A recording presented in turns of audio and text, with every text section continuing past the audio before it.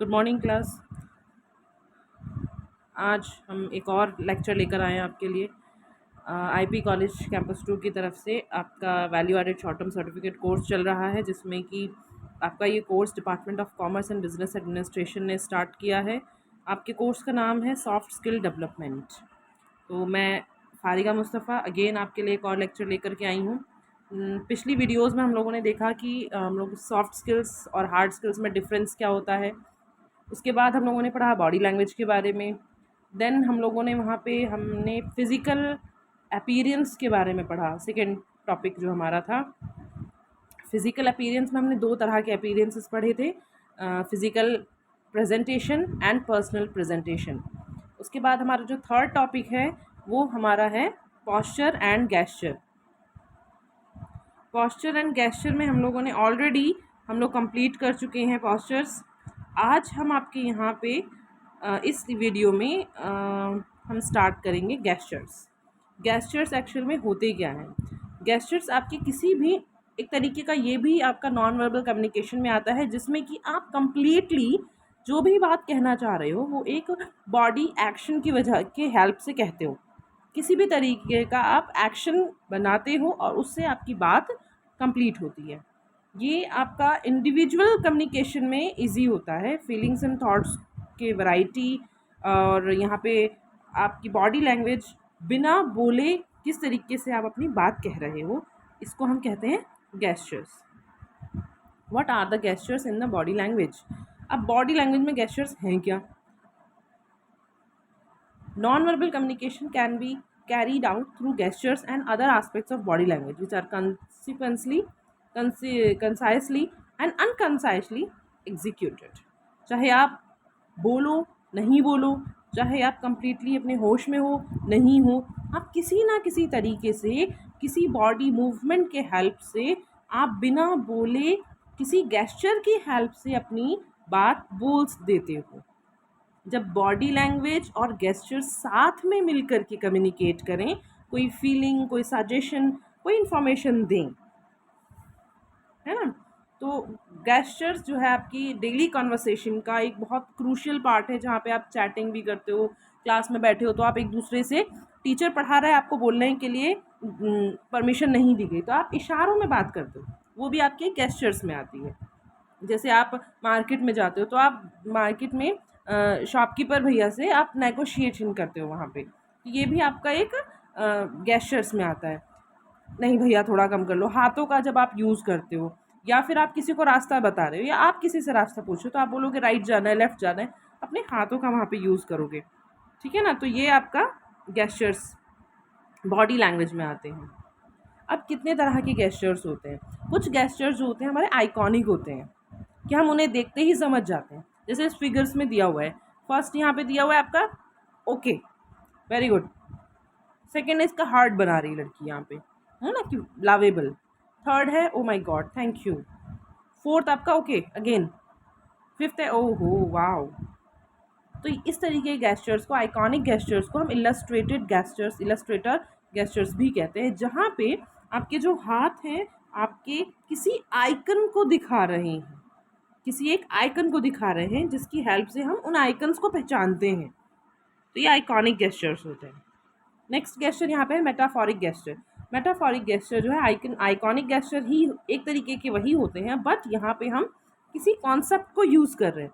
जैसे हम अपने हाथों का इस्तेमाल करते हैं किसी वज़न को या किसी भी सामान को तोलने के लिए, ऐसे उठा करके देखते हैं अच्छा ये वाला भारी है, ये वाला हल्का है। दोनों किसी सामान को हाथ में उठाया दोनों हाथों में और ऐसे नाप करके देखते हैं कौन सा भारी है और कौन सा हल्का है ना। तो ये वेट हम यहाँ पे देख रहे हैं, तो एक एब्स्ट्रैक्ट कॉन्सेप्ट हम यहाँ पे चेक कर रहे हैं।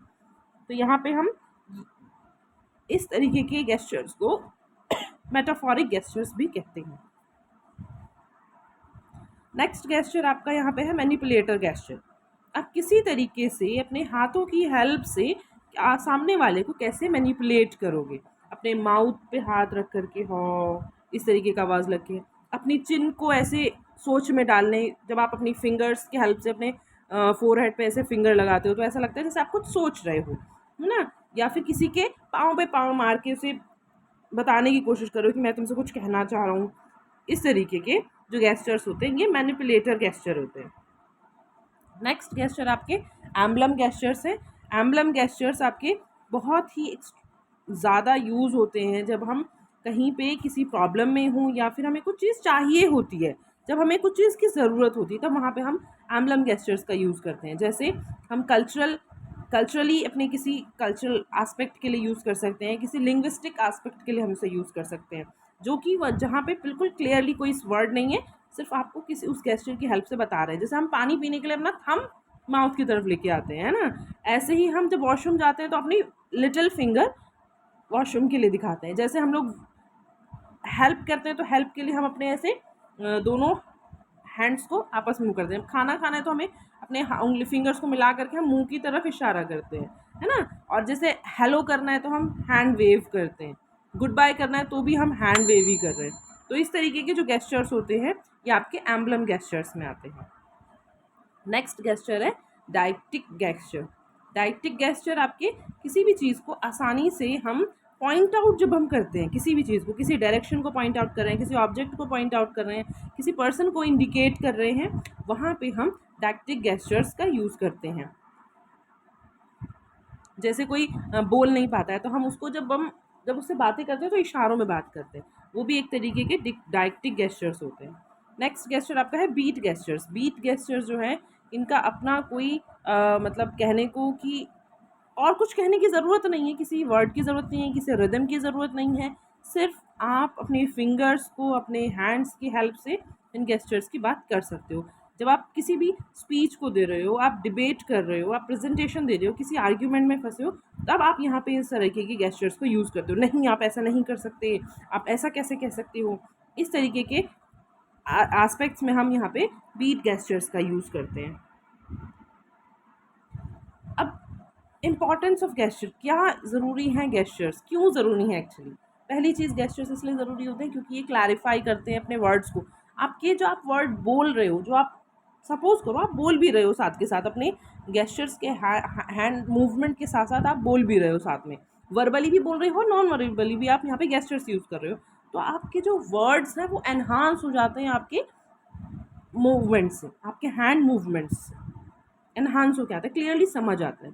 एक चीज़, सेकंड चीज़ ये है कि आपकी जो ऑडियंस है, जब आप सिंपली रीड किए जा रहे हो, रीड किए जा रहे हो, रीड किए जा रहे हो, वो सुनना पसंद नहीं करते हैं। जब आप अपने हाथों से कुछ समझा रहे हो, किसी तरीके के एग्जाम्पल्स दे रहे हो, तो वो अपने हाथों का जब आप यूज़ कर रहे हो, मूवमेंट यूज़ कर रहे हो अपने हाथों की, तब वो अच्छे से आपको समझेंगे।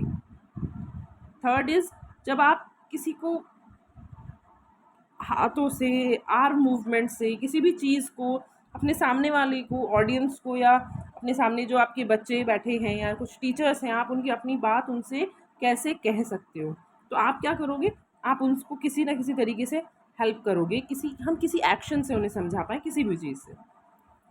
नेक्स्ट क्या है यहाँ पे, they lend emphasis and vitality to the spoken word. आपकी जो भी आपने बोला है उस वर्ड पे वो बहुत ज़्यादा एम्फासाइज कर देते हैं, आपके वो बोले हुए वर्ड बहुत ज़्यादा एम्फासाइज होकर के सामने आते हैं।